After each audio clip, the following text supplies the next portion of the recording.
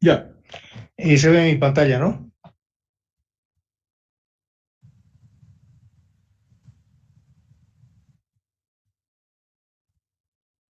¿Me escuchan? Sí, que se ve. Ya. Bueno, les cuento que me encuentro con gente, me llaman, etcétera, etcétera, y me han pedido que repita de nuevo. Lo voy a hacer rápidamente, ¿ya? Entonces, el libro base, les cuento, es el Singiresu. Es un indio y, o sea, de India, ¿no? No es que sea indio, ¿no? Sino, oh, Denilson, más puntualidad. Y tengo unos 100 libros de vibraciones en PDF, ¿no? Pero este es el mejor, ¿ya? No puedo traducirlo esto. Oh, Hugo Maita, más puntualidad. No he podido traducirlo, pero bueno, está bien para que practiquen ustedes su inglés. Entonces, este es el contenido. Les estoy repitiendo por si acaso, ¿ya? Pero obviamente vamos a hacer un poquito más. Y no sé si se acuerdan, en realidad hemos hecho primeramente una breve reseña histórica. Y Pitágoras, bueno, trabajó con un instrumento de sonido, que era como una guitarra, pero con una sola cuerda. Y obviamente el sonido es una vibración, ¿no? Después Aristóteles y Aristóxenus, etcétera, etcétera, trabajaron con sonidos. Oh, Maita, más puntualidad. Y un chino que se llamaba Shang Heng diseñó el primer sismógrafo, ¿no?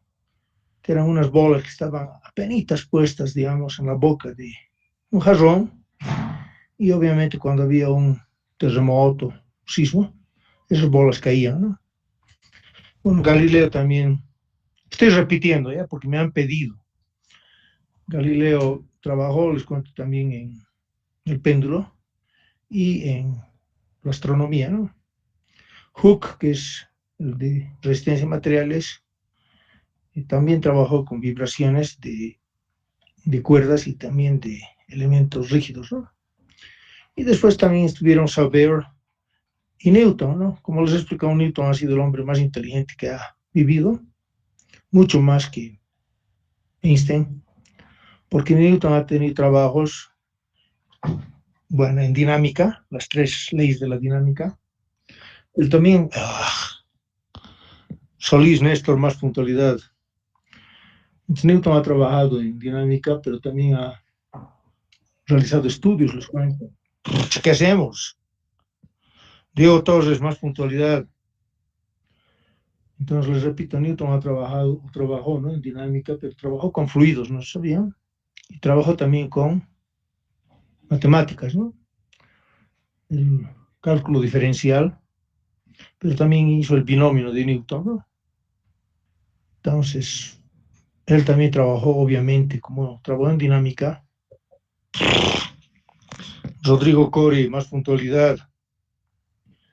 Y Lagrange, bueno, es un italiano que, digamos, basado en Newton, formuló otra metodología que es un poquito más sencilla y es energética, ¿no? Y Poisson también, bueno, trabajó con resistencia a materiales y realizó estudios de vibraciones, ¿no? En membranas, al igual que Klebs y Raleigh también, ¿no? Y obviamente hasta el día de hoy siguen haciendo estudios, como Stodola, Laval, Lyapunov, Taylor, etcétera, etcétera, ¿no? Ahora, ¿por qué es importante las vibraciones? Les comento. Bueno, es muy importante porque, por ejemplo, en los terremotos se caen los edificios, ¿no? Entonces les voy a mandar una gráfica, una foto en realidad, de los amortiguadores de los edificios, ¿ya? ¿Y qué hemos dicho que es? Pucha. Andrés Rodríguez, más puntualidad. ¿Qué es una vibración? Es un movimiento alrededor de una posición de equilibrio. Pero tiene que haber una posición de equilibrio, ¿no? Entre la Tierra, por ejemplo, no vibra alrededor del Sol, ¿no? Porque no hay una posición de equilibrio.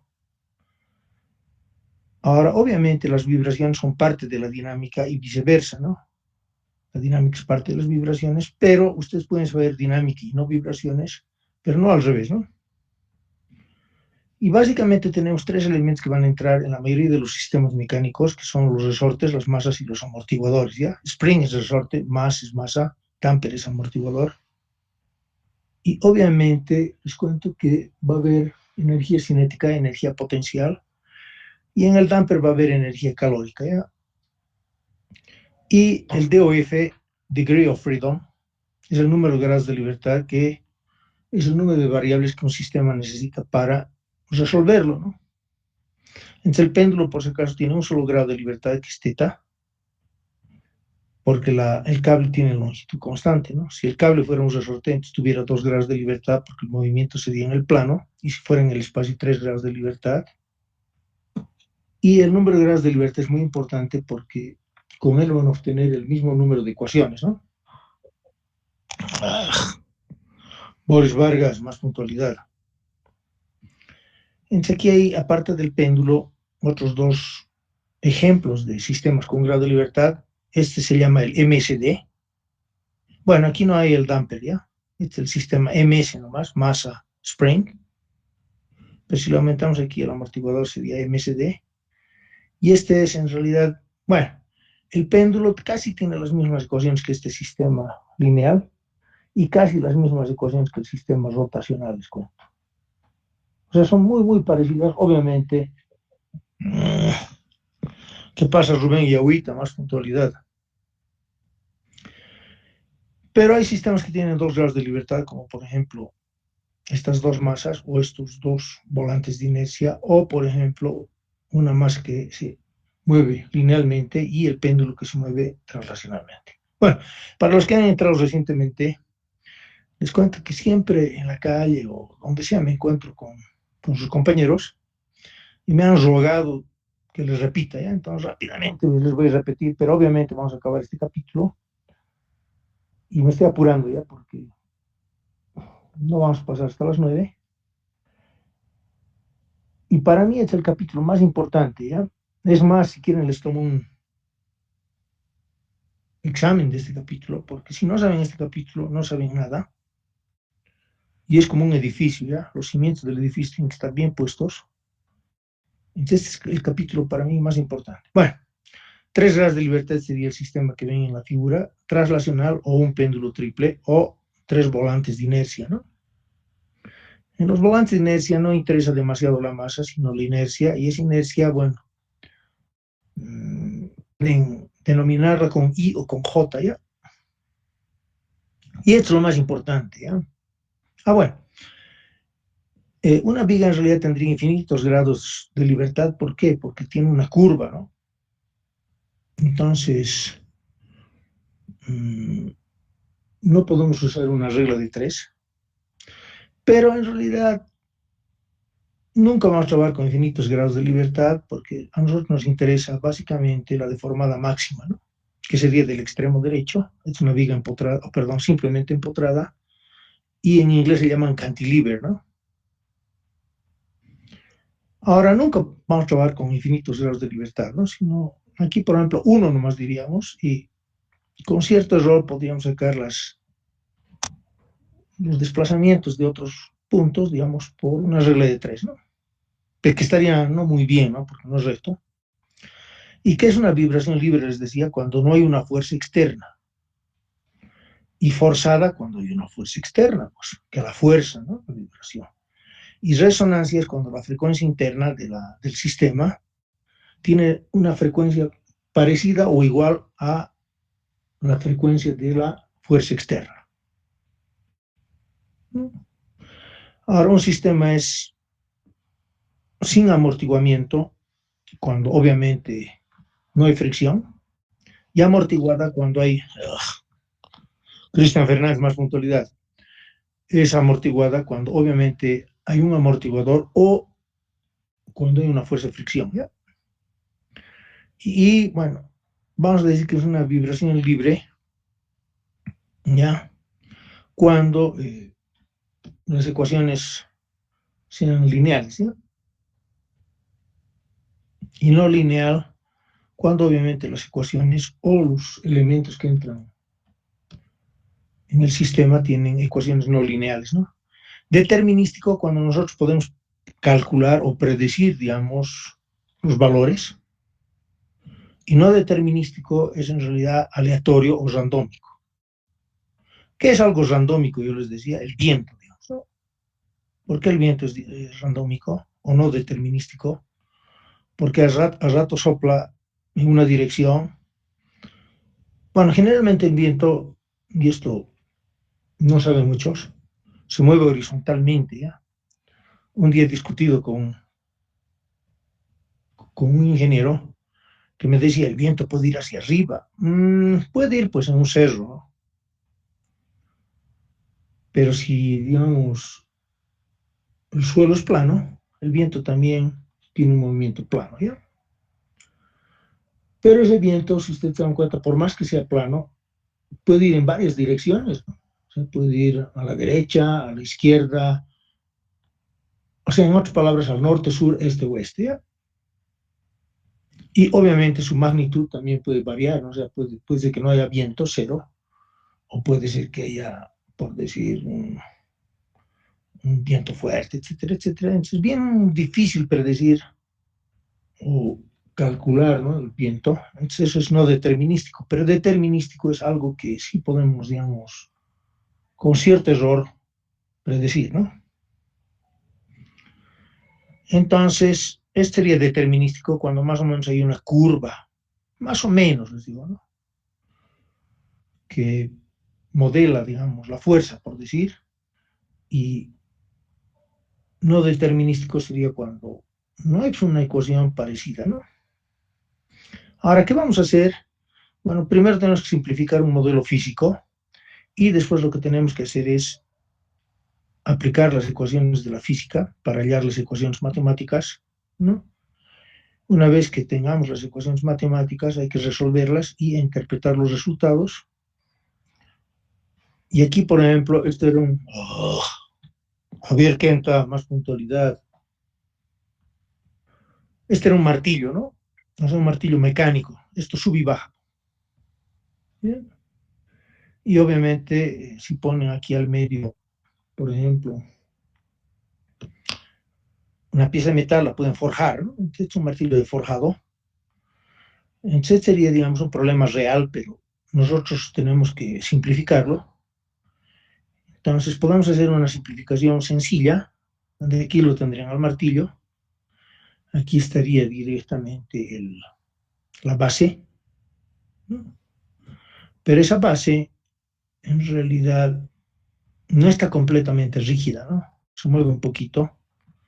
Entonces el suelo tiene un cierto amortiguamiento y tiene una cierta rigidez, ¿ya? No es que no se deforme. Entonces sería un modelo simplificado, físico. ¿Por qué físico? Porque no tenemos ecuaciones, ¿no? ¿Cuándo se vuelve matemático? Cuando veamos las ecuaciones. Pero un modelo más exacto sería el de abajo, donde aquí tendrían el martillo de forjado, aquí estaría la base, ¿ya? Y entre la base y la fundación hay pues una cama elástica, entonces podemos poner ahí un amortiguador y un resorte. Y finalmente la fundación, que es una masa de cemento, tiene, o un bloque de cemento, tiene su masa, pero también tiene, digamos, cierta deformación, entonces tiene una rigidez y un amortiguamiento, ¿no? Y aquí teníamos una moto que podíamos modelarla, ¿no? Sumando la masa de la moto más la masa del pasajero y aquí poner un resorte y un amortiguador. Pero este modelo, digamos, ¿cuánto es el resorte y cuánto es el amortiguador, ¿no? Entonces no es tan exacto. Mejor sería este otro modelo donde aquí tendríamos la suma de las dos masas de la moto y el pasajero, ¿no? Y estas serían las masas de las llantas. Y aquí estaría por decir, les decía yo, las motos tienen sus telescopios. Y dentro de los telescopios también hay un resorte, ¿ya? Al igual que en los autos, ¿no? En los autos tienen el amortiguador, pero hay una espiral, ¿no? Y finalmente aquí tendríamos unos resortes que serían las ruedas. Y aquí está explicado, aquí, ¿no? T es tire, llanta. O sea, KT sería el resorte de las llantas. W es wheel. Entonces sería la masa de la llanta, la otra masa de la llanta, delantera y trasera, ¿no? Ese, les cuento, es el strut, que precisamente, o sea, hay un resorte y hay un amortiguador adelante y atrás, y el strut sería ¿qué les he dicho? El telescopio. Y aquí tendríamos la masa del vehículo, de la moto, ¿no? Y aquí arriba la masa del conductor o rider. Y si ustedes se dan cuenta, el movimiento del rider o del conductor y la masa del movimiento de la moto no son idénticos. ¿Por qué? Porque hay un asiento, pues, y ese asiento tiene resortes. Don Víctor, más puntualidad, ¿ya? Y obviamente se puede simplificar, les cuento, porque cuando algo esté en paralelo, pueden sumar sus magnitudes, ¿no?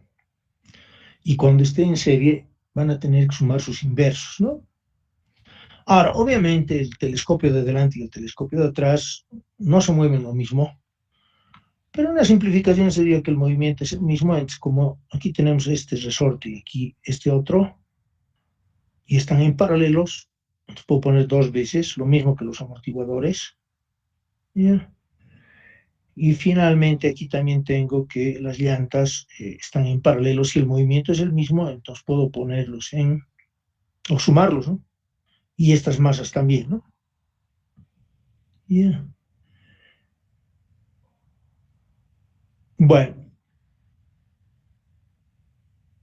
ahora, como ustedes saben, los resortes con los que vamos a trabajar son lineales y la fuerza es una constante por el desplazamiento o deformación que ha tenido.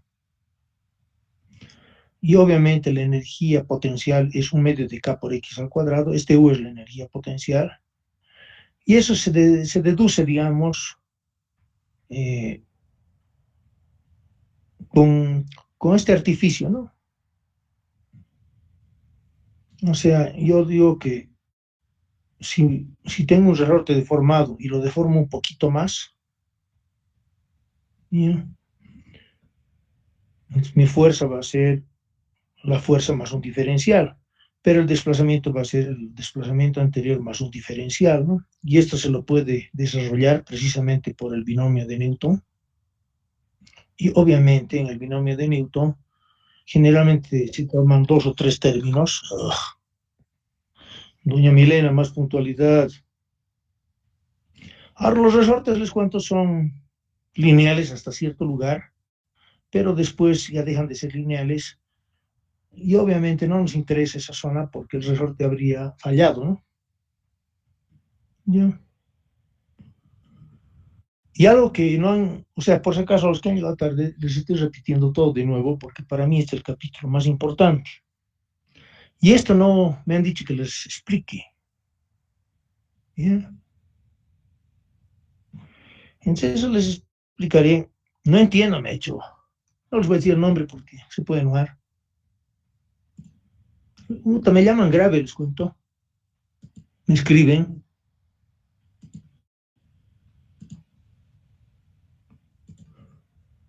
Algunos siguen llorando, ¿no? De las notas, pero he tratado de ser lo más justo posible. Entonces, si ustedes buscan, o podemos incluso deducir, les cuento, pero no hay tiempo. Si tenemos una viga simplemente empotrada, en inglés es la cantilever, ¿no?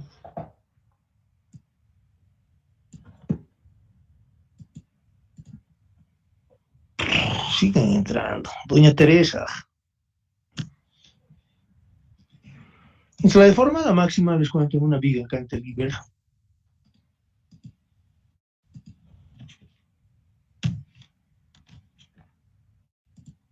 Tiene la fórmula P por la longitud del cubo sobre 13i.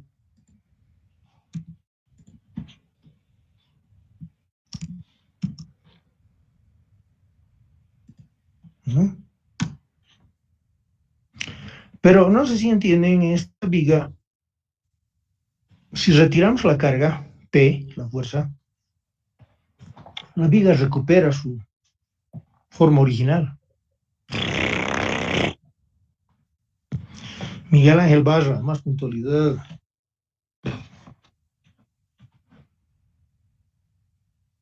Ya. Entonces la viga, aquí para que entiendan, la viga inicialmente era recta.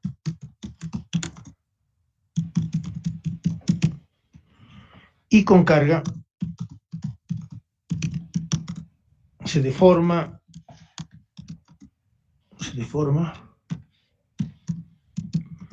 y obviamente adquiere una forma curva, ¿no?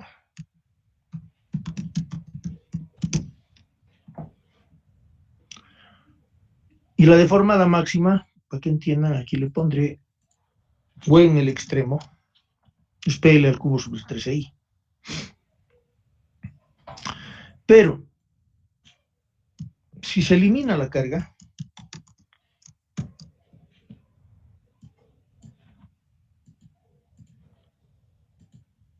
si eliminamos la carga P, la viga recupera su forma recta.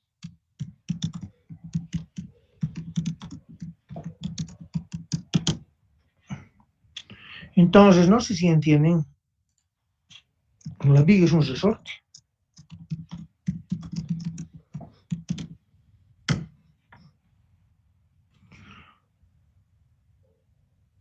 Y en los resortes, la fuerza es K por X,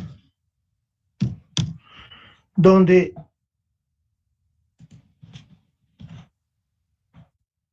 F es la fuerza, K es la constante de rigidez y X es la deformada.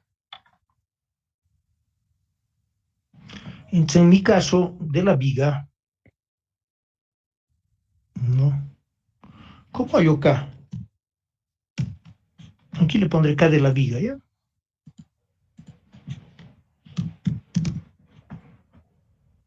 Es la fuerza, pero en mi caso yo le he llamado P. Dividí entre la deformada, pero la deformada le he llamado delta máximo. Entonces, de la anterior ecuación, de esta, P lo dejo a la derecha, el delta lo paso a dividir, y si despejo P sobre delta, ¿qué tendría? 3EI sobre L al cubo. Entonces, esa es la constante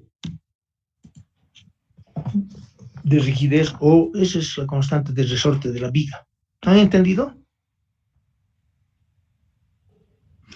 Entre los que han llegado tarde les digo que estoy repitiendo todo, más rápido, pero porque me he encontrado con varias personas, me han llamado, me han escrito y me han dicho, no he podido ir a la primera clase, ingeniero. Otros me han dicho, no entiendo. Y otros me han dicho, ingeniero, por favor, ¿no? Ya, rapidito. Pero les cuento que, aparte de la viga simplemente empotrada, bueno, copiaremos esto.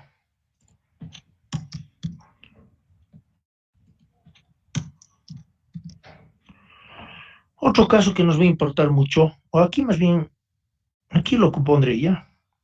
¿Qué pasa si yo tengo una barra sometida a tracción?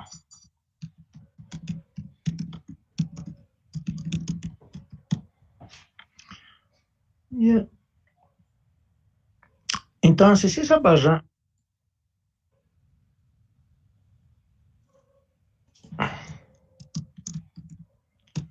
con la carga se deforma. ¿Y cuánto es la deformada, no? No sé si te acuerdan. Se parece a esto.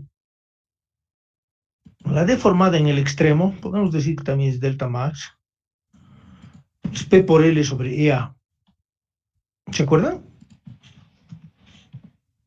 ¿De dónde viene esto de resistencia y materiales? Si eliminamos la carga, la barra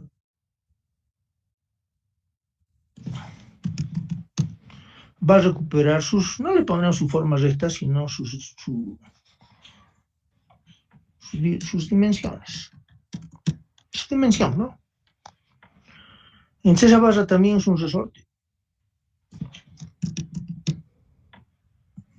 Y como en el resorte yo tengo que la fuerza es K por X, entonces en esa barra, el K, ya no de la viga, ¿no? De la barra, ¿qué es? Igual que hace rato, pues es P, la fuerza, en este caso le llamo P, sobre la deformada máxima, delta máxima. Pero en este caso, si despejamos, es EA sobre L. ¿Han entendido? Esto les voy a enviar, ¿no? Y el último caso que... no. Este sería el 6, ¿ya? Y el último caso sería en torsión, ¿ya?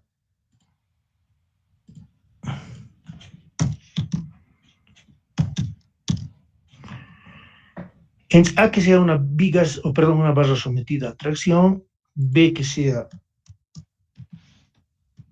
un eje, le pondremos, sometido a torsión.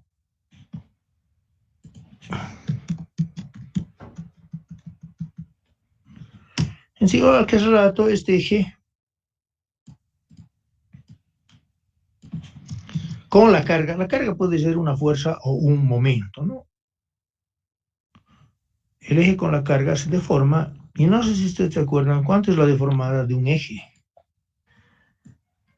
Es el momento que le llamaremos T, o si quieren MT, no sé, MT mejor, porque por ahí se confunde.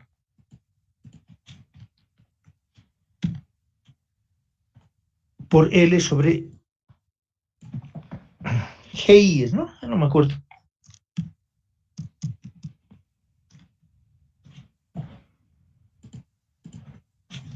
Pero este I es polar, por si acaso. Entonces, obviamente, si eliminamos la carga en ese eje,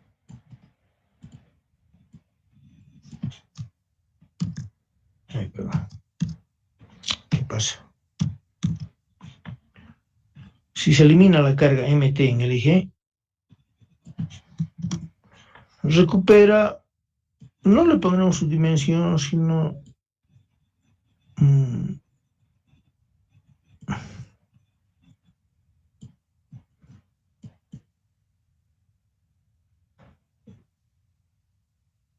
bueno, recupera, bueno, no le ponemos, se elimina la carga, el eje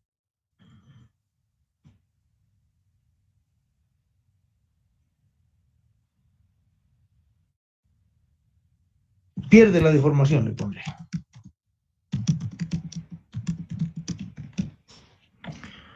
Entonces, si ustedes se dan cuenta, el eje también es un resorte.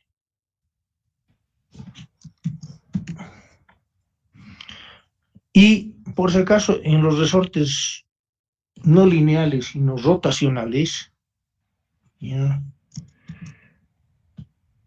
La fórmula es parecida, pero ya no es con X, sino con el ángulo, y ya no es una fuerza, sino un momento. Entonces, en nuestro caso, este K del eje, que tendría que ser, bueno, en mi caso le he llamado MT. O sea, si de aquí despejan K, es el torque sobre el ángulo. Pero en mi caso al torque le he llamado MT, pucha. Y al ángulo le he llamado teta máximo, ¿no? Entonces, si ustedes despejan, este G no estoy al 100% seguro. El otro día hemos visto, ¿no? Hemos hecho un problema, pero entraba el G, sí. En los esfuerzos no entra este G, ¿ya? Pero si despejo este MT sobre teta, sería G y sub 0 sobre L.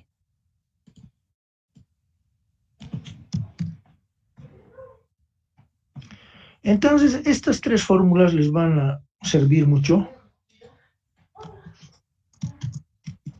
O sea, lo he puesto en orden, ¿no? Tracción viene primero, torsión viene después, en resistencia material si estoy hablando, y flexión viene al final, ¿no? ¿Qué estoy haciendo? Disculpa. Aquí esta es la fórmula que quiero, esta. Ese es el K de la barra, este es el K del eje, y este es el K de la viga. ¿Ya? File save as.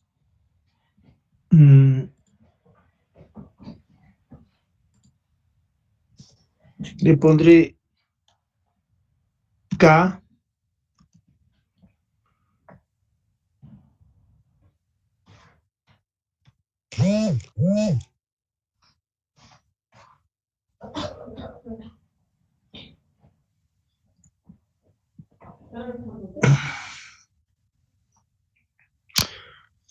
bueno, muy largo va a ser, valores K nomás le pondré.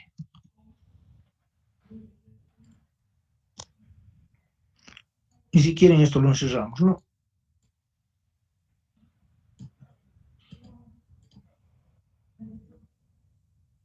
Barra, eje y viga. Así está bien.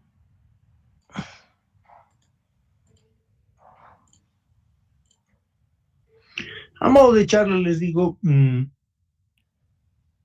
gusta este MATLAB porque todo lo que acabo de hacer podía haberlo hecho, por ejemplo, con un lápiz, ¿no? En una tablet. Pero ¿cuál es el problema? Si me equivoco en algo, no puedo editarlo, ¿no? O si quiero usarlo nuevamente de aquí a una semana, un día, son imágenes. Pero lo lindo, digamos, de este MATLAB es que esto no es imagen, ¿ya? Es un archivo editable donde yo puedo hacer lo que quiera, ¿no? Bueno, pero ustedes verán si a algunos les gusta más, ¿no? Una tablet con su lápiz, ¿no? Y por último, si quieren escribir un libro, o por ejemplo un artículo, no pueden hacerlo a mano, ¿no?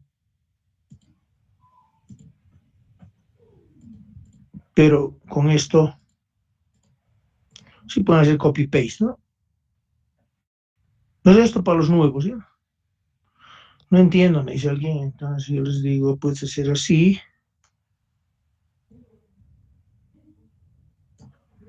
y esto lo copio, por ejemplo, al Word,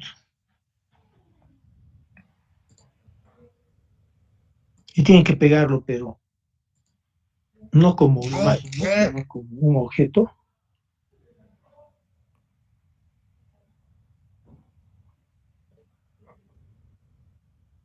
Y después ya no necesitan el archivo de MATLAB.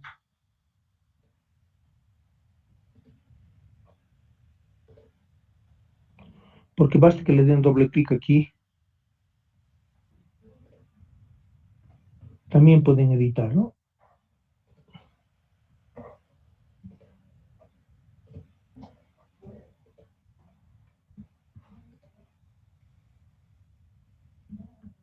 Y si quieren volverlo una imagen, no hay problema.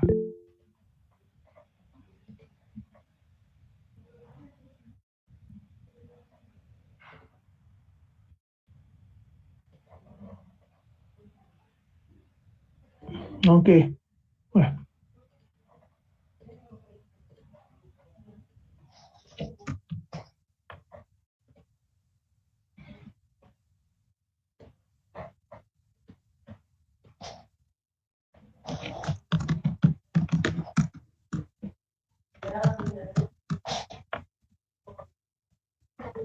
y esto les puedo enviar. Aquí está.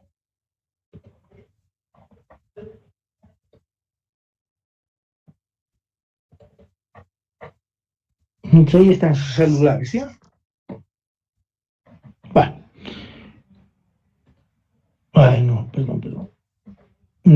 Aquí estoy. Entonces, fíjense, aquí tenemos una viga, la deformada es P por L al cubo sobre 3 veces I. Entonces, de ahí hallan el K, que sería despejar, hemos dicho, la fuerza sobre la deformación es 3I sobre L al cubo. Y como les decía, si tienen dos resortes en paralelo, ¿qué es paralelo? Que se deforman lo mismo, ¿no? Entonces pueden reemplazarlos por un equivalente que es la suma, ¿no? Y es bien fácil la deducción, les cuento. Pero básicamente la deducción es que la fuerza hacia abajo es soportada por la fuerza hacia arriba. ¿Ya? Por lo tanto, puedo poner una sola fuerza aquí, ¿no? Que sería la suma de estas dos fuerzas. Y como el desplazamiento hemos dicho que es el mismo, entonces tengo que sumar solamente las constantes, ¿no? Pero el problema, les decía, es que cuando tengan resortes en serie, igual la deducción es bien sencilla porque aquí, por si acaso, aquí esta fuerza se repartía entre los dos resortes, mientras que aquí la fuerza no se reparte, sino que cada resorte soporta la misma fuerza W. ¿Ya? Pero se deforman diferente, ¿no? Porque puede ser que el de arriba sea más débil que el de abajo, entonces la deformación es diferente. Y es bien fácil deducir, les cuento, pero aquí el equivalente es el inverso, ¿no? O sea, la suma de inversos también. Y esto, no sé si ustedes se acuerdan, se ve en circuitos eléctricos, ¿no? O sea, resistencias, capacitores e inductancia serie y paralelo. Y ocurre más o menos parecido. Y este es el resorte torsional. Aquí, por ejemplo, estos dos ejes, ¿cómo están? ¿En serie o en paralelo? Están en serie. ¿Por qué? Porque este eje primero se deforma una cierta cantidad y este otro se deforma otro valor. Pero la deformada total es la suma. Entonces es exactamente lo mismo que esto. Este deforma una magnitud, este deforma otra magnitud, pero la total es la suma. ¿Mm? Entonces, una vez me preguntaron, ¿cómo podríamos tener dos ejes en paralelo? La única manera que yo entiendo sería que sean concéntricos, ¿no? O sea, que este eje sea hueco y dentro de ese hueco hubiera otro eje sólido. Entonces ambos tendrían la misma deformación, ¿no? ¿Qué ocurre aquí? Y este problema lo hemos resuelto. ¿Y cómo lo hemos resuelto? Con esta ecuación. Con esta. ¿Cuánto es el K de un eje? G por I sobre L. Pero I, por si acaso, es pi por diámetro a la cuarta sobre 32. GI sobre L. GI sobre L. Entonces aquí está B. GI sobre L. Bueno, I es la inercia, pero les he dicho que este libro, en vez de poner I, usa J. O sea, es el K del resorte o del eje de la izquierda y es el K, la constante del resorte del eje de la derecha. Pero si ustedes se dan cuenta, si bien el material es el mismo, los diámetros son diferentes y las longitudes son diferentes, ¿no? Porque este mide 2 metros y este mide 3. Y obviamente, si está hueco el eje, tiene que decir pi por diámetro a la cuarta menos pi por diámetro interno a la cuarta sobre 32. ¿Ya? Entonces aquí tienen el K1, aquí tienen el K2, y como están en serie, tienen que sumarlos. Pero inversamente, ¿no se acuerdan? En paralelo se suman y en serie se suman los inversos. Ahora, en vez de sumar los inversos, yo cuando era estudiante decía multiplicación sobre suma, ¿no? O sea, cuando están en paralelo, suma. Y cuando están en serie, multiplicación sobre suma.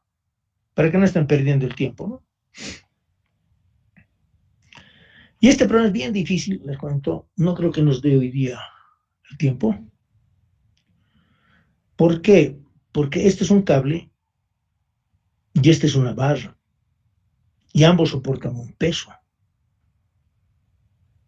Y esto es tracción-compresión. O sea, ¿qué es tracción-compresión? Esto. El K es EA sobre L. El K es EA sobre L. Entonces aquí tienen un K del cable y aquí tienen otro K de la barra. O sea, esta es una grúa, les comento. Ya. Y en muchas máquinas o en los puentes, esta barra se la arriostra, se llama, con un cable.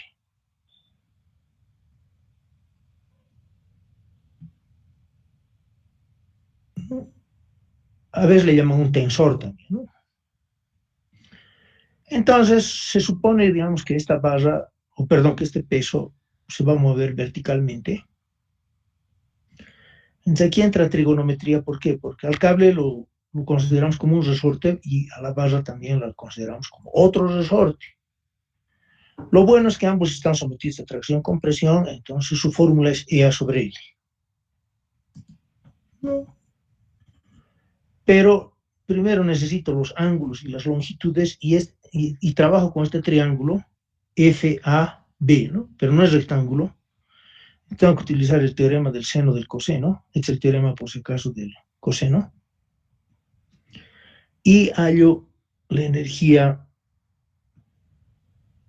potencial, digamos, de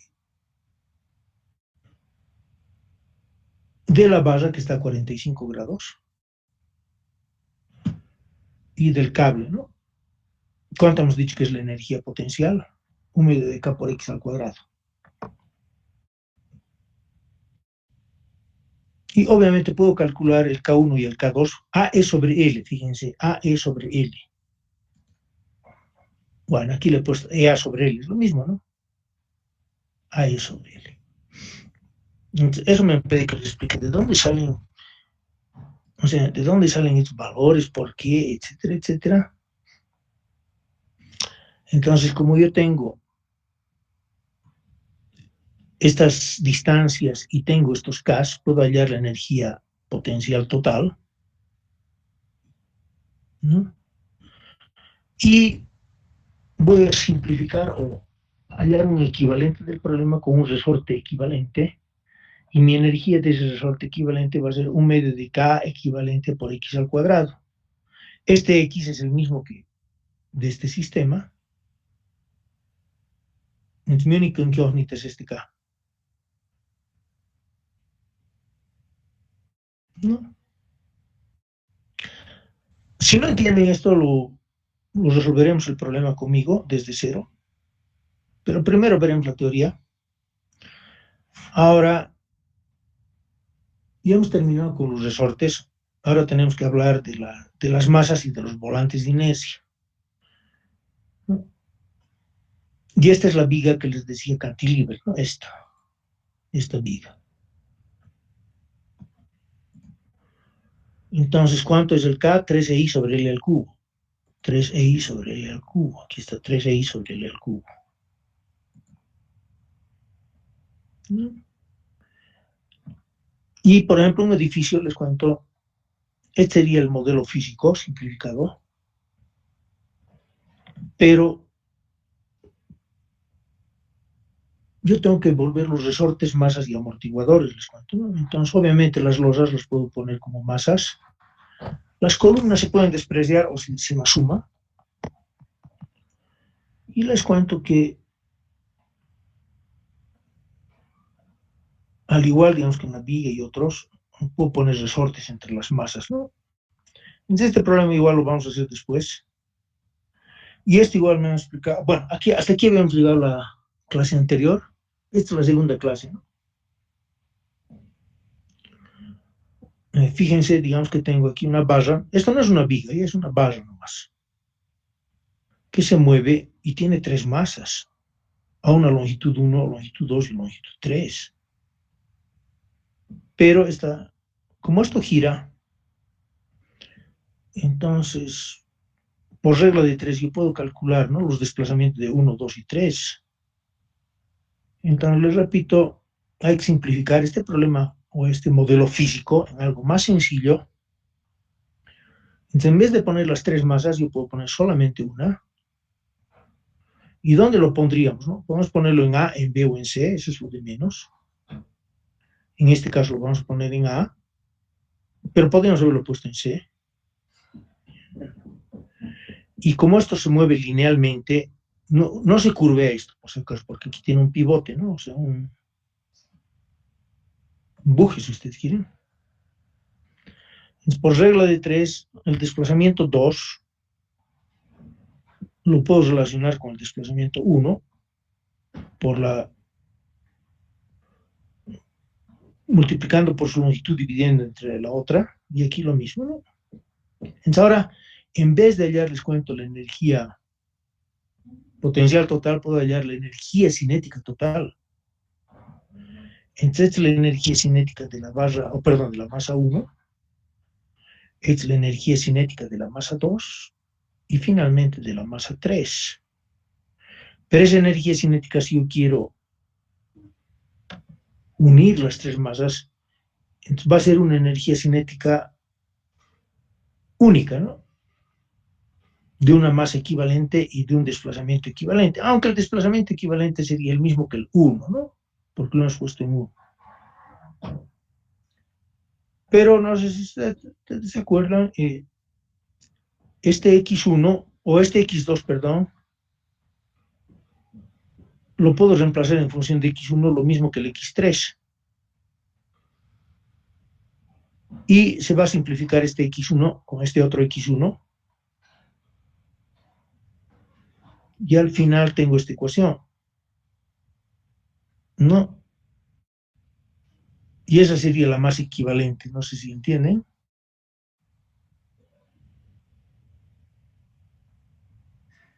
Ahora, en un examen, por ejemplo, yo podría darles exactamente este mismo problema, pero decirles que esta más equivalente no la voy a poner en L1, sino o sea, no en A, sino en B.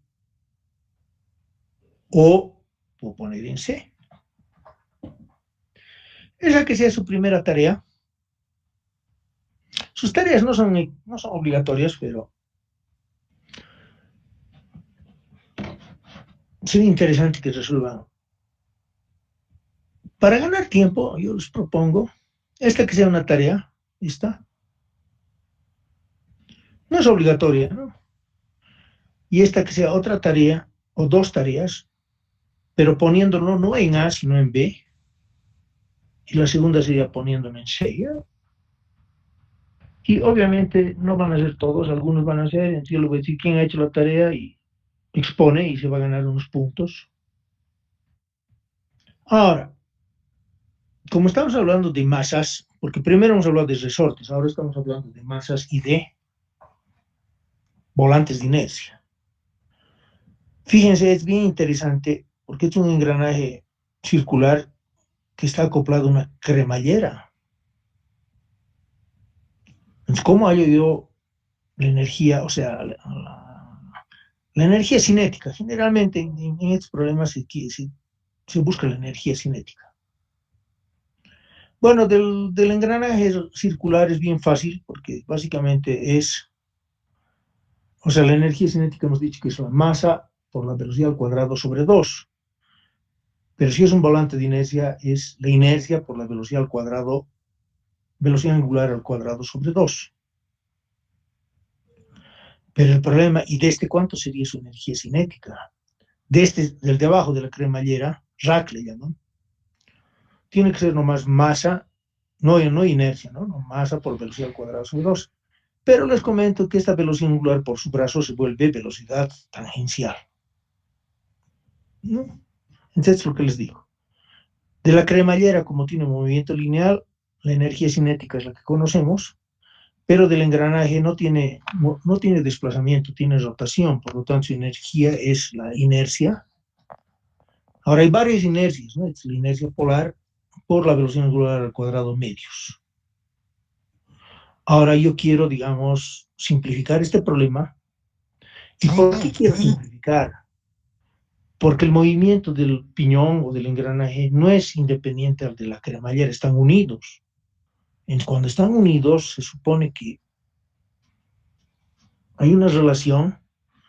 ¿Y qué pasa, digamos, si yo quiero ya no poner algo rotacional, sino solamente algo translacional? Entonces, puedo usar el mismo X, pero ahora esta masa tiene que cambiar, pues. ¿No? No sé si me entienden. O sea, ¿qué X voy a usar? El mismo, pues que este. Lo mismo que este problema, ¿no? Aquí. Estas tres masas se mueven. Yo lo voy a poner o en A, o en B, o en C. ¿Y qué X voy a usar? Bueno, si estoy en A voy a usar X1 nomás, si estoy en B voy a usar X2 y si estoy en C, X3. ¿Pero qué va a cambiar la masa? O sea, no es que va a cambiar la masa, ¿no? Sino en este sistema simplificado o equivalente yo tengo que poner otra masa, ¿no? Pero no es, y ese es un error que cometen, no es M1 más M2 más M3, o sea, todo el mundo diría es M1 más M2 más M3. Pero ¿dónde está el error? Que M1 se mueve menos, M2 se mueve más y M3 mucho más. Y la energía cinética depende, ¿no? De la distancia o velocidad en este caso. En otras palabras, esta va a tener menos velocidad, esta más velocidad y esta más velocidad, ¿no? Porque la velocidad es distancia sobre tiempo. Bueno, en este problema no quiero, o sea, no quiero eliminarlo al engranaje y solamente voy a poner el rack, pero la masa del rack, ¿cuánto va a ser? O sea, la masa más la inercia, no. Entonces, ¿cómo tienen que ser con las energías cinéticas? Esta es la energía cinética total, pero yo voy a poner otro sistema que ya no tenga el engranaje, solamente tenga el rack, que tenga el mismo movimiento X, pero ¿cuánto va a valer esta masa? Entonces, lo que les decía, ¿no? La distancia es, el arco es el ángulo por el radio o por el brazo.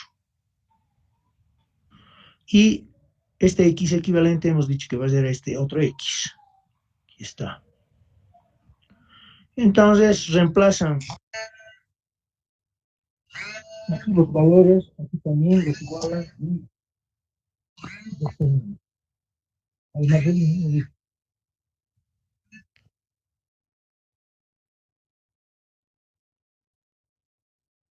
Ya, chao.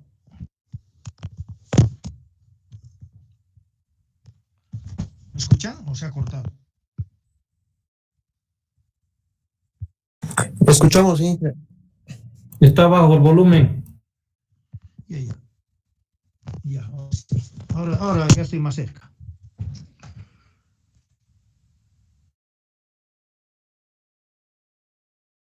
Sobre el radio al cuadrado. ¿No?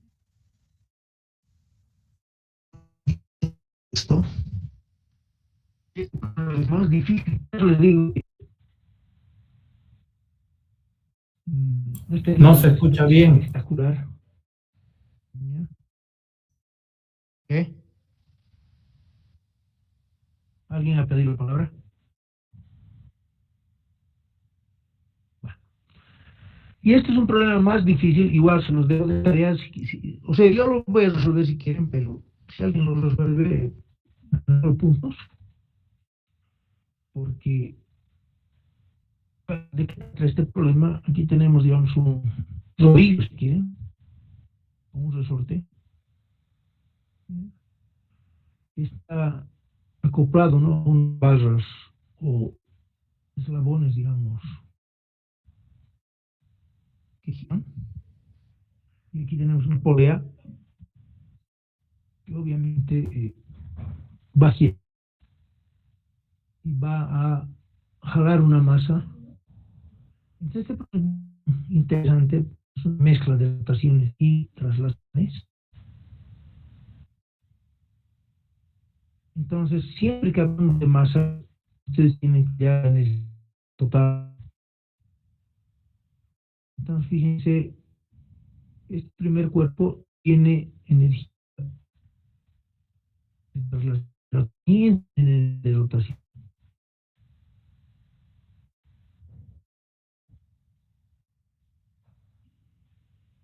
Entonces, un rodillo. En cambio, es una polea. La polea, perdón, creo que no estoy proyectando, ¿no? Que me llama por teléfono. Un ratito. ¿Dónde tengo que ir?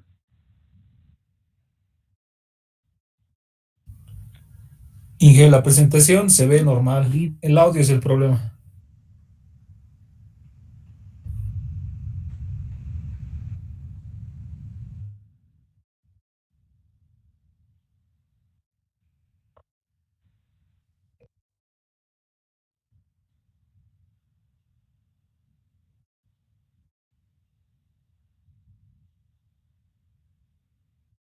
Ahora sí. Oh, no se ve nada. Ahora sí. Ya, ¿me escuchan, no? Este problema, les cuento, es muy interesante, es rebuscado, pero no es un problema que yo me estoy inventando. Viene del libro base que, por si acaso, les he compartido ya, los que recién se han unido al curso. Este libro lo he compartido en el grupo. El autor es Ingresu y es Pearson, ¿ya? Pearson es una editorial muy conocida. Es un poco rebuscado, les digo, pero fíjense, tengo un rodillo, pero el rodillo tiene dos movimientos, pues es como una rueda de un auto, gira, pero al mismo tiempo se desliza o desplaza. Aquí tenemos una polea, la polea no se desplaza, solamente gira, pero finalmente tengo una masa que sí se desplaza. Entonces, si se dan cuenta, mi energía cinética va a tener al rodillo como masa y desplazamiento, al rodillo como volante y giro, a la polea como solamente giro y a la masa como solamente con desplazamiento. Entonces aquí está la energía cinética, ¿ya?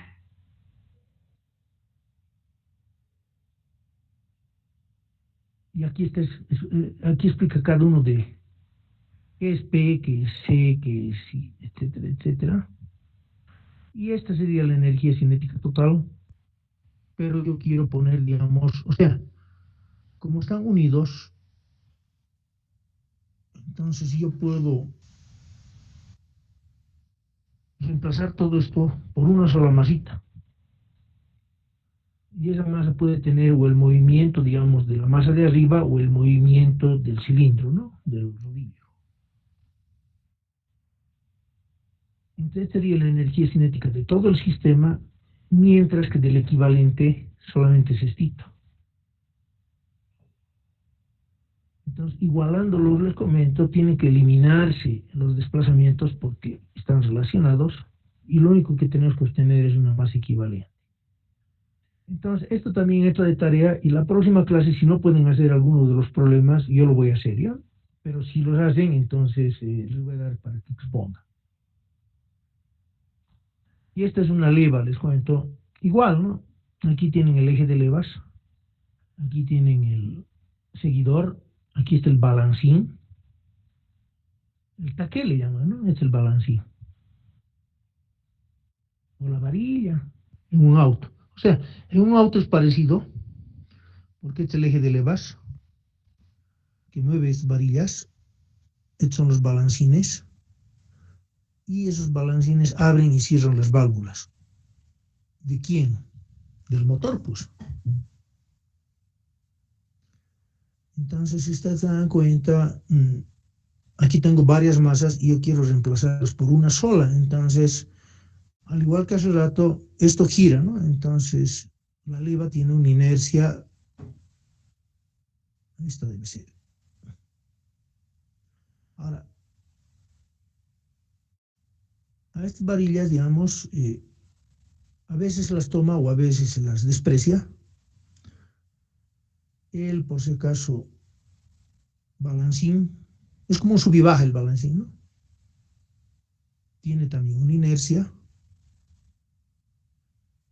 Este resorte, bueno, no lo vamos a tomar en cuenta porque estoy hablando de masas. Hace rato hemos hablado de resortes.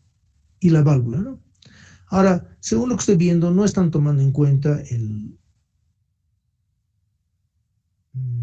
la leva. Porque esta leva en realidad no es chiquitita, ¿no? Es el eje de levas, es grande. Creo que solamente la inercia de leva. La leva en inglés se llama cam. Pero esta sería la energía cinética de cada uno de los elementos que vamos a tomar en cuenta, y esta sería la energía cinética de un equivalente que solamente tiene que tener un término y un desplazamiento que nosotros escojamos, ¿no? Entonces ese desplazamiento seguramente va a ser el de la derecha. Entonces tienen que relacionar de modo que se eliminen los desplazamientos y solamente queden las masas, pero obviamente por distancias, y aquí obtienen la masa equivalente, ¿ya? Igual, se los dejo de tarea, pero si no pueden conmigo, vamos a resolver el que no puedan, ¿no? Pero yo creo que van a poder porque en realidad está resuelto este problema, ¿no? Solamente es... Y aquí está la descripción, ¿no? Que es uno que es R. Entonces aquí dice, ejemplo 1.7, mecanismo leva y seguidor, ¿no? Entonces dice, un mecanismo leva-seguidor se usa para convertir el movimiento rotatorio, ¿no?, del eje, en este caso sería del eje de levas, en un movimiento oscilante o reciprocante de la válvula. Este sistema consiste en un rodillo, este es el rodillo, ¿ya?, de masa MP, un arm, o sea, un brazo de masa MR. Bueno, por si acaso, no he hecho una presentación, pero van a tener que ir al libro para ver un poquito mejor el sistema. Y la válvula, ¿no?, que es MV.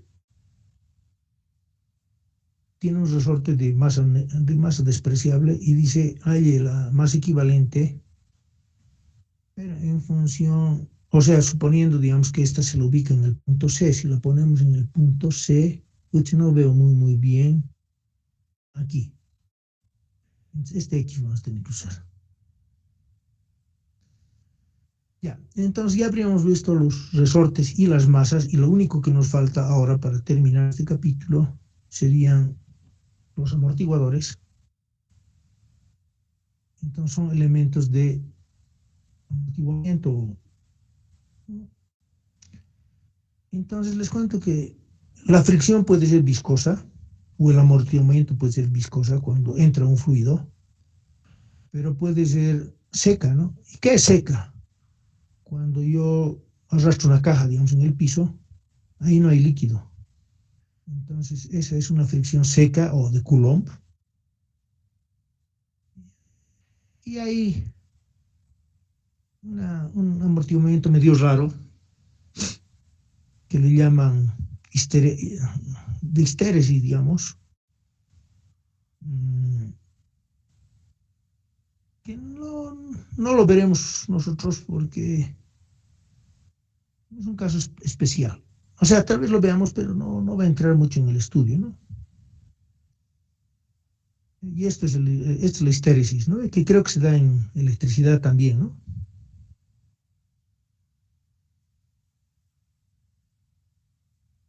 Entonces, precisamente Newton, que les decía que hacía el mal capo,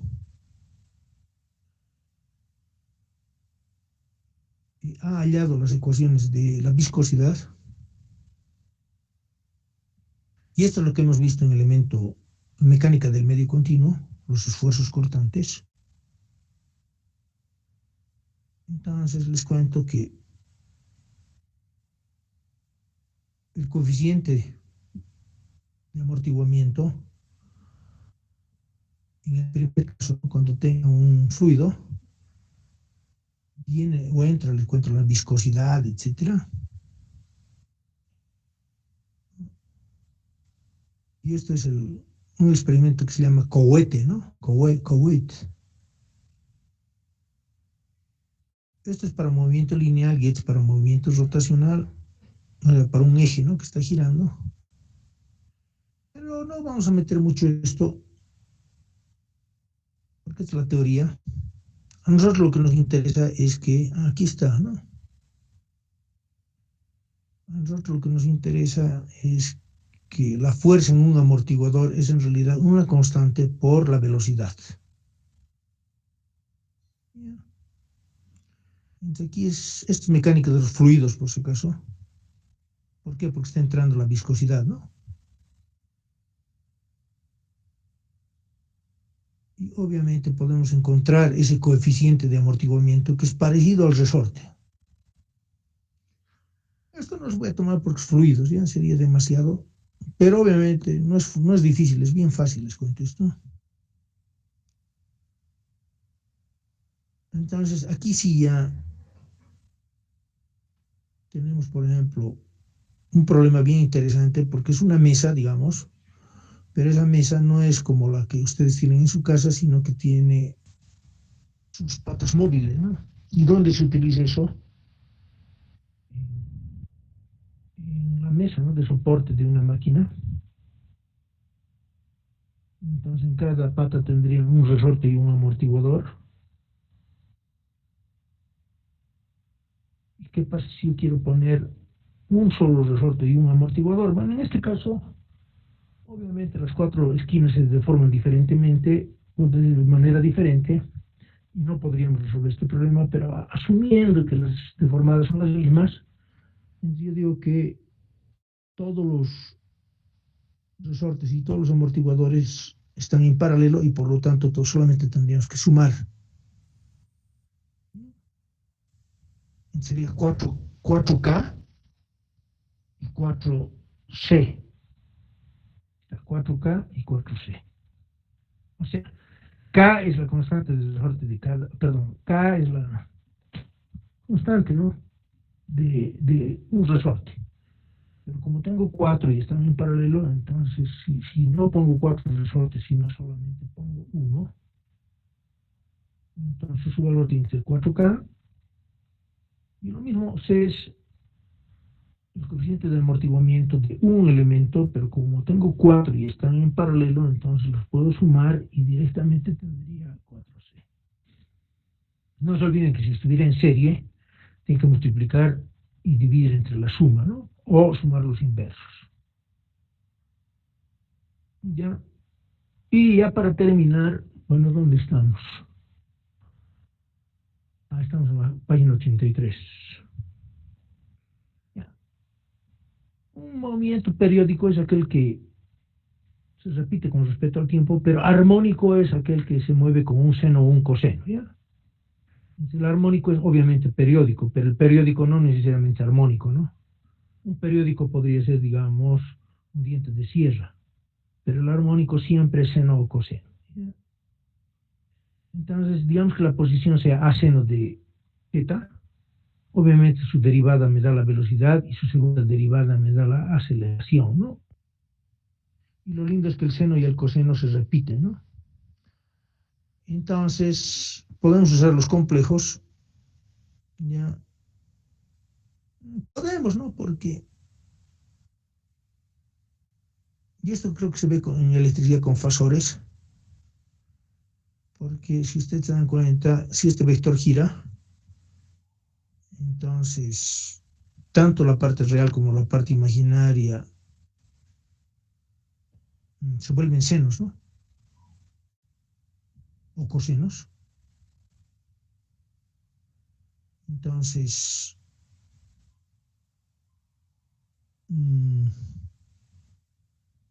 podemos, digamos, resolver problemas armónicos,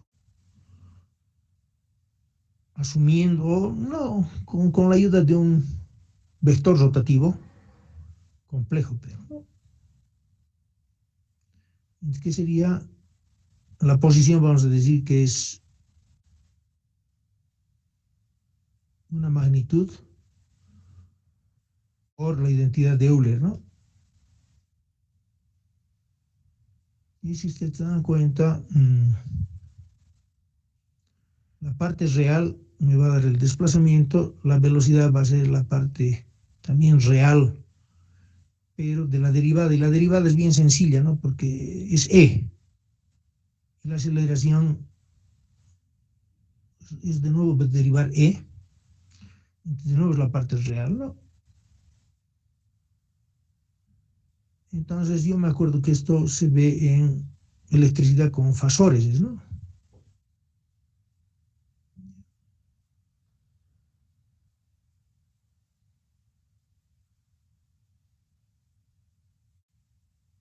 Y obviamente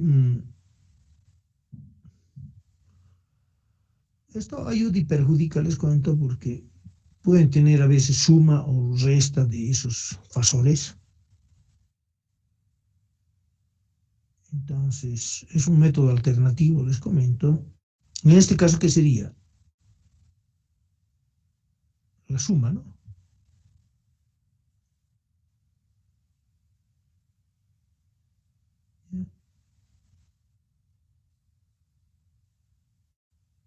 Y aunque no, bueno, no, eh, el movimiento armónico, es decir, el que tiene senos y cosenos, es el más común que ocurre en la realidad. Y obviamente, como ustedes saben, el periodo es 2pi sobre la frecuencia, es el inverso de la frecuencia, ¿no? Y esto es bien importante.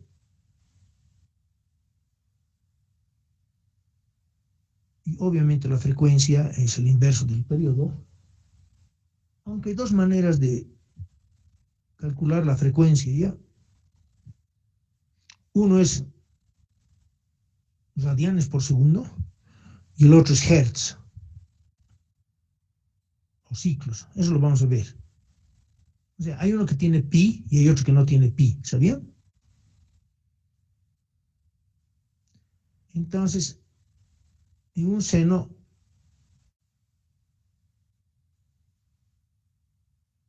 aquí, el seno solamente varía de 1 menos 1. Entonces, este a que le multiplica me da la amplitud.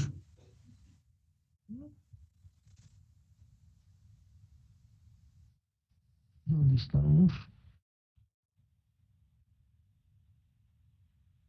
Aquí, la amplitud es el a. El periodo, les hemos dicho, es en realidad cuando el movimiento llega al mismo punto y la frecuencia es, pues es el tiempo, ¿no? En que la curva llega al mismo punto y la frecuencia es el inverso del periodo. Y frecuencia natural es en realidad, les decía, un valor propio de cada sistema que depende en realidad de la masa del resorte y del amortiguador. En realidad la frecuencia natural es la raíz de K sobre M, no sé si sabían, pero eso lo vamos a deducir, ¿no? Y si ustedes tienen, digamos, dos movimientos armónicos,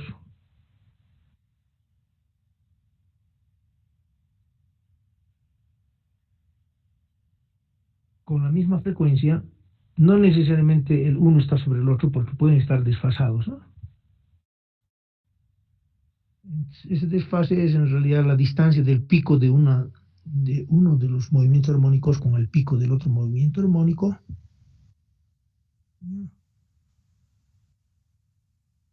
Bueno, y esto lo vamos a eh, estudiar a futuro, ¿no?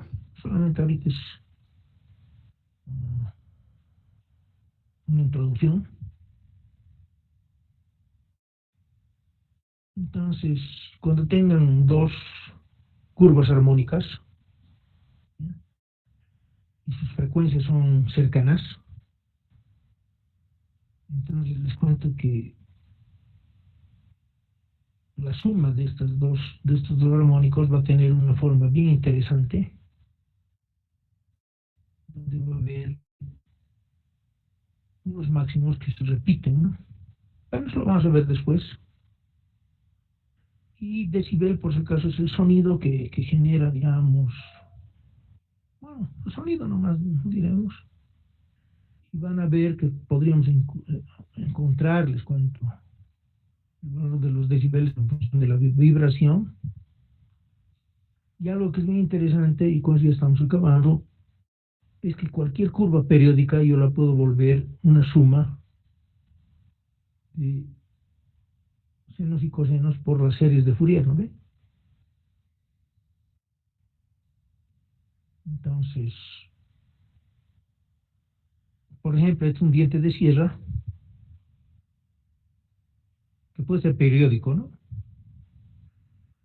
Es bien difícil trabajar con el diente de sierra, pero yo puedo modelarlo, ¿no? Obviamente con las series de Fourier como senos y cosenos. Y cuantos más términos use, más cercana va a ser la forma, pero tampoco puedo utilizar infinito, ¿no? Solamente unos cuantos. Y obviamente el análisis, digamos, de Fourier se lo puede hacer de una manera compleja, porque hemos dicho que suma de senos y cosenos, y esta es la identidad de Euler, no sé si se acuerdan. Y algo que es interesante es ver, digamos, el espectro de la frecuencia, ¿ya? Y esto es lo que les decía, este es el diente de sierra, que lo pueden simular, digamos, como armónico, o sea, como suma de senos y cosenos. Pero también podemos tener, por ejemplo,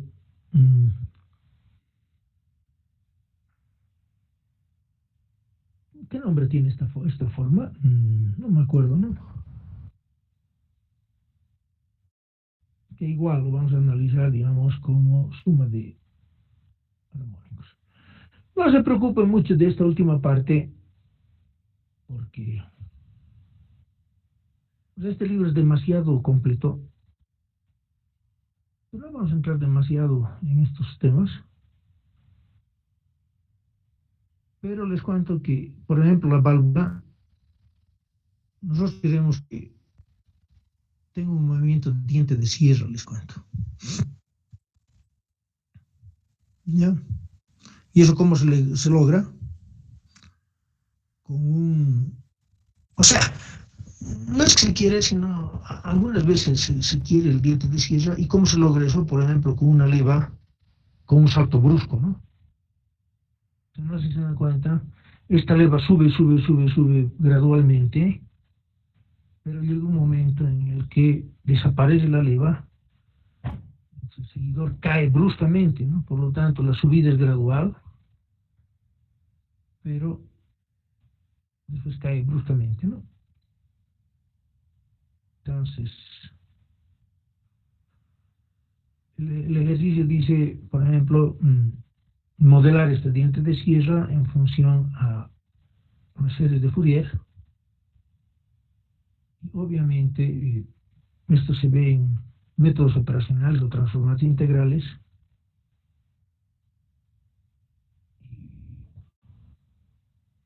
Son integrales, ¿no? Bueno, y eso sería un resumen del primer capítulo, que les repito, para mí es el más importante. ¿Por qué? Porque es como un edificio, les decía. Si no saben esto, lo otro, digamos,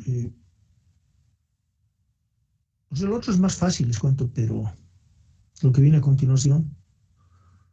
Pero si no saben esto, van a estar, digamos, con lagunas, etcétera. Entonces, una clase más vamos a destinar a este primer capítulo, la última.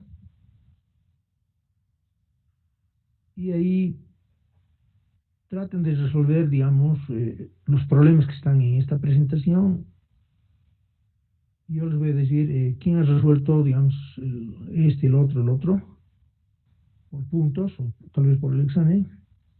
Y si hay alguno que no han podido, entonces yo lo voy a hacer explicando, ¿no?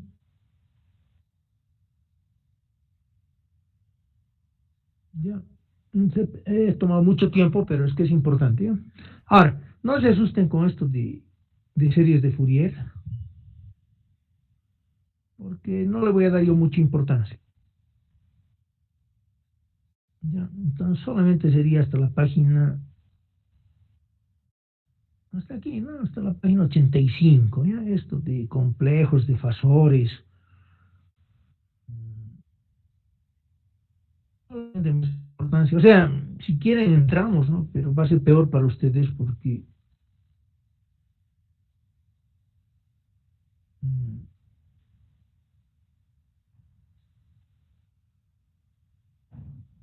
van a tener que utilizar más matemática, ¿no? Pero entonces no le daremos demasiada importancia a esto, ¿ya? Hasta la página 85, digamos, quisiera que domine. ¿Tienen alguna pregunta?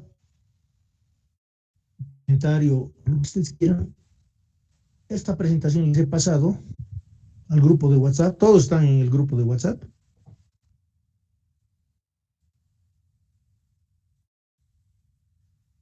Bueno, si alguien no está, se inscribe y si no tienen el libro, les volveré a enviar, ¿no? O lo enviaré ahorita.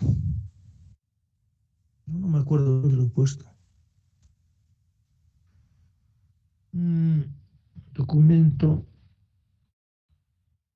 vibración sin ingreso, vibraciones mecánicas.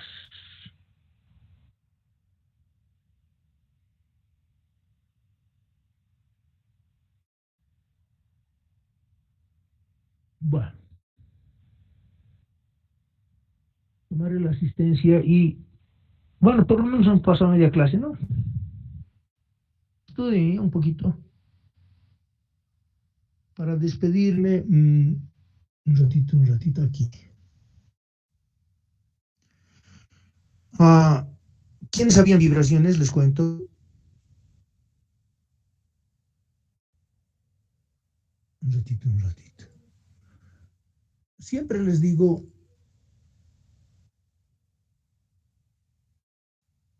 los abogados no saben eso, ¿no? Bueno, lo guardaré. Entre los únicos que saben vibraciones son los ingenieros, los físicos tal vez. Pero ¿qué ingenieros llevan vibraciones, no? Entonces les cuento que no muchos, ¿no? Y los civiles no llevan muy bien porque son estáticos, ¿no? Pero es bien importante porque sus edificios se caen, ¿ya?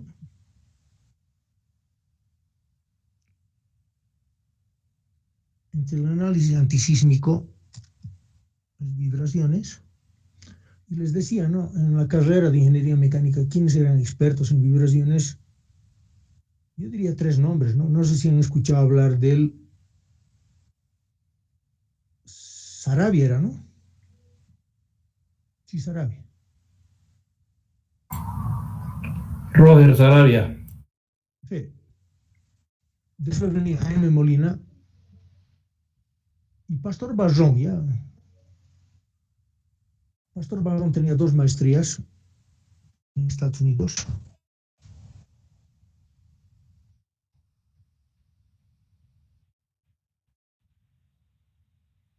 Un ratito, estoy tomando la asistencia y soy monotarea. Hoy día que es vibraciones le pondré. Y hoy día es 5, no, 5 de agosto.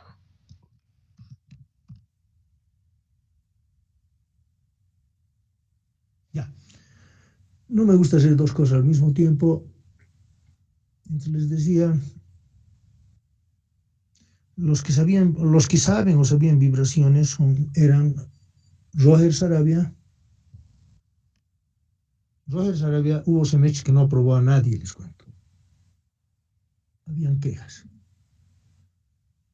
Después venía Jaime Molina, que tiene un libro, ¿no? De vibraciones. Si quieren lo vemos así de de paso, aunque no sé dónde lo tengo. Y por último, Pastor Barrón, sabía ya. Pero si ustedes se dan cuenta, los tres han muerto.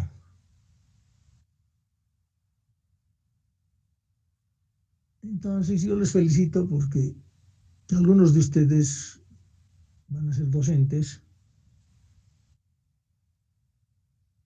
y con lo que estamos viendo en este curso, en la EMI, en la Católica, etcétera, yo pienso que pueden sobresalir, ¿no? Y también en la UMSA, ¿no? Bueno, ¿algún comentario ahí? Si no, me despido un ratito. ¿Hay algún comentario? Lean, les acabo de mandar el libro, léanlo y una clase más lo vamos a analizar, ¿ya? Si no hay comentarios, etcétera, etcétera, hasta luego.